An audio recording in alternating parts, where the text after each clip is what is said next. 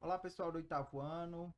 Bem-vindos à nossa aula de Matemática 2. Agora, de fato, né, começando com o nosso conteúdo.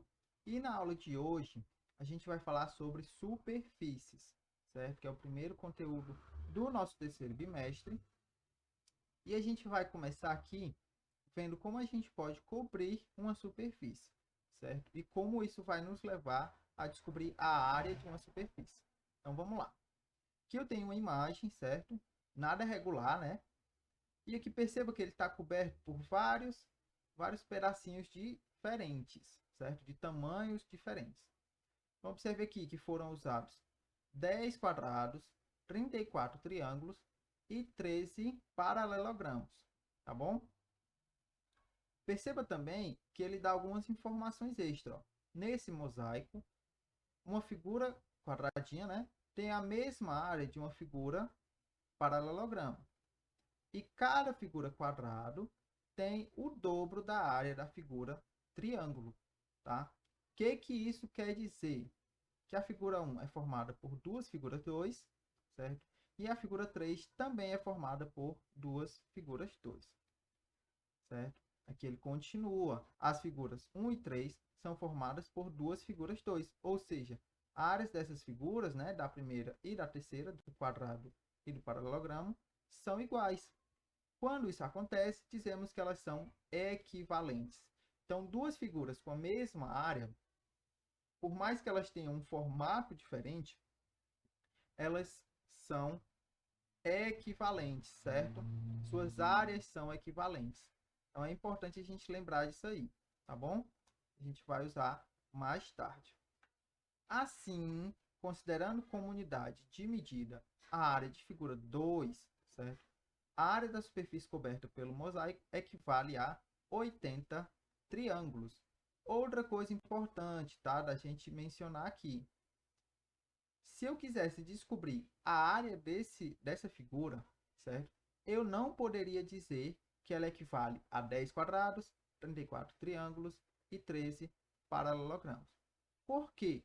Porque para mim, quando eu vou falar de unidade de medida, eu tenho que ter um padrão, tá bom? É tanto que aqui no finalzinho ele fala que toda a figura equivale a 80 triângulos, tá bom? Ou seja, ele reduziu tudo a uma única figura, certo?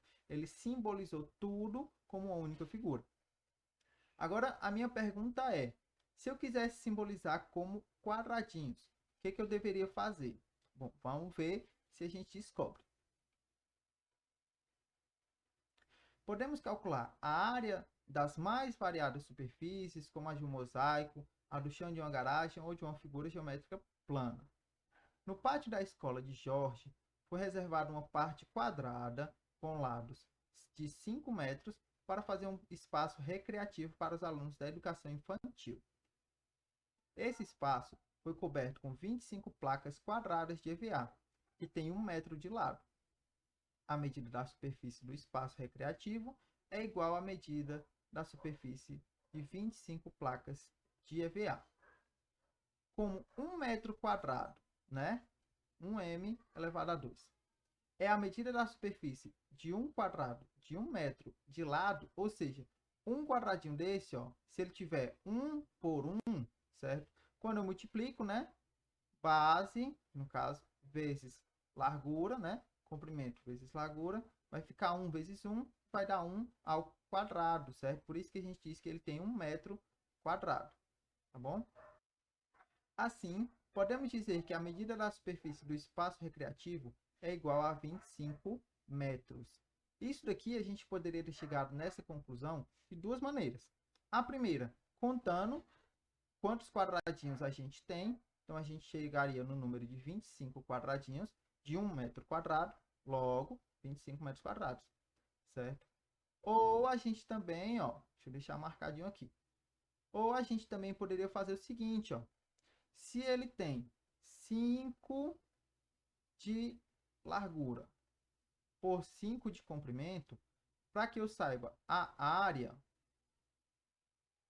certo? Assim como a gente fez no quadradinho pequeno, basta que eu faça 5 vezes 5, tá bom? No caso aqui, o correto seria da seguinte forma: 5 metros vezes 5 metros. Por que, professor? O correto seria assim, porque eu ia multiplicar número com número, né? Daria 25. E multiplicaria também, ó, a medida, né? Metro vezes metro, que ficaria metro ao quadrado, tá bom? Então, a gente chegaria de novo na mesma quantidade de 25 metros quadrados. Dessa forma, se a gente colocasse a figura inicial em uma malha quadriculada, né? Que uma malha quadriculada é nada mais que uma folha dividida em vários quadradinhos, ó. Nesse caso, a nossa métrica aqui, né? A nossa escala vai ser de 10 centímetros. Ou seja, cada quadradinho desse tem 10 vezes 10, certo? 100 centímetros quadrados. Cada quadradinho tem 100 centímetros quadrados. Observamos que o mosaico ocupa 40 quadradinhos inteiros da malha. Como cada quadradinho tem 100 centímetros quadrados, como a gente falou, sabemos que a área da superfície desse mosaico é de 4.000 centímetros quadrados.